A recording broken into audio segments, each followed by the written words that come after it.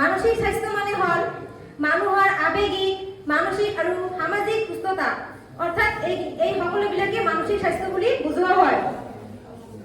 শাৰীৰিক স্বাস্থ্যৰ দৰে মানসিক স্বাস্থ্য খুবই গুৰুত্বপূৰ্ণ। তথাপিও মানসিক স্বাস্থ্য কেতিয়াবা সমাজত অবহেলা কৰা বা অবহেলিত হোৱা দেখা যায়।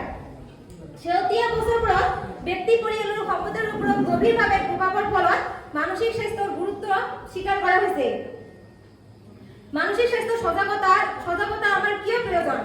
কারণ মানসিক স্বাস্থ্যই আমার কলঙ্ক হ্রাস করে। মানসিক স্বাস্থ্য সচেতনতায় মানসিক ৰোগৰ লগত জড়িত কলঙ্ক আৰু বৈষম্য ভংগ কৰাত সহায় কৰে আৰু মানসিক স্বাস্থ্যই মুকলিভাৱে আলোচনা কৰাত সহায় কৰে, যাৰ ফলত মানুহে কাৰো ওপৰত সহজতে সহায় বিচাৰি কোনো এটা কাম সম্পন্ন কৰিব পাৰে। আগতীয়াকৈ ৰোগ নিৰ্ণয় কৰা। যেতিয়া মানুহে যিকোনো এটা বিষয়ে সচেতন হয় তেতিয়া মানুহে সহজে কামটো কৰিব পাৰে আৰু আগতীয়াকৈ চিকিৎসাৰ ফলত অনঙ্কৰ ফলাফলসমূহ ভাল হয়। জীৱনৰ মান উন্নত কৰা। ভাল মানসিক স্বাস্থ্যই উন্নত সম্পৰ্ক, উৎপাদনশীলতা আৰু মংগলৰ সূচনা কৰে।